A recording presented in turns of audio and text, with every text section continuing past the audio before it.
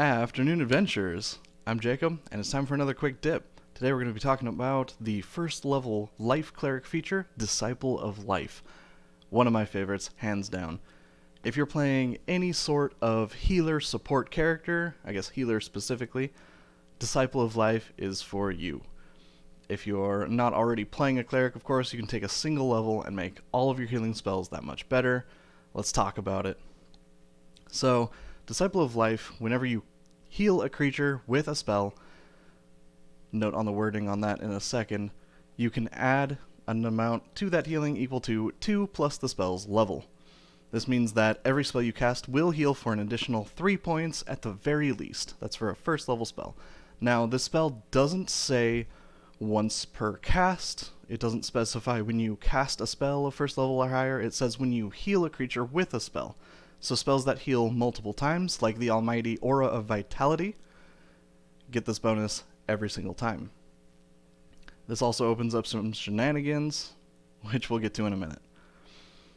I mentioned Aura of Vitality because it's basically the best out-of-combat healing spell in the game since the errata on Healing Spirit, and also just before Healing Spirit even came out. And until recently, it was only available to Paladins. But with the advent of Tasha's Cauldron of Everything, we now have access to the spell on Clerics and on Druids. And these are both full casters who can cast third level spells a lot more than a Paladin can. And the Druid can even take Disciple of Life, or the Cleric if you're a Life Cleric. So they become easily the best healers. With Disciple of Life, we can make Aura of Vitality heal for 2d6 plus 5 every time we heal an ally with it with a bonus action.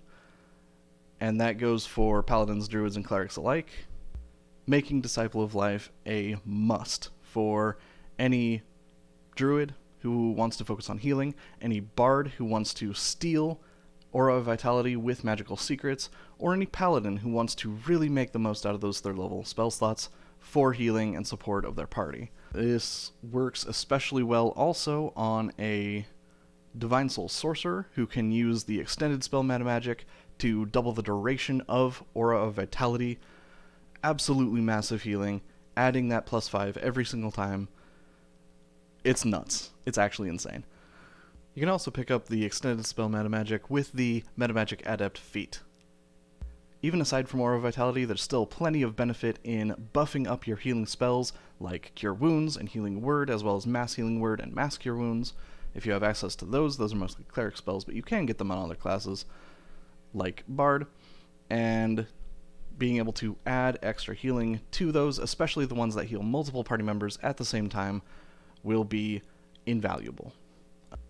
There's another way to increase a single healing roll of a spell, and that's with the new Wildfire Druid in Tasha's Cauldron of Everything. So if you have 6 levels in Wildfire Druid and 1 level in Life Cleric for Disciple of Life, and you have your Wildfire Spirit around doing its thing, then when you roll healing for something like Cure Wounds, or Mass Cure Wounds, if you have a Staff of Healing or something, I don't know, you can add an additional d8, as well as that 2 plus the spell's level from Disciple of Life. So with both of those together, you can get some really meaty healing out of not too big a spell slot investment. For example, a first level Cure Wounds now heals for 2d8 plus your Wisdom modifier plus 2 plus 1 from the spell level, which is massive compared to the 1d8 plus Wisdom that you normally get from it, or Charisma if you're a Bard or something. Now, Druids also get those shenanigans I was mentioning earlier with spells like Goodberry. There's a trick that's as old as D&D 5e itself called Lifeberry, where you cast Goodberry, but you have Disciple of Life, and so your berries are counted as healing somebody with a spell. And so they heal for their normal 1 point, plus 2 plus the spell's level of 1. Not every DM super duper agrees with this. I don't know, it's a little cheesy even for me, but by raw, it mostly works.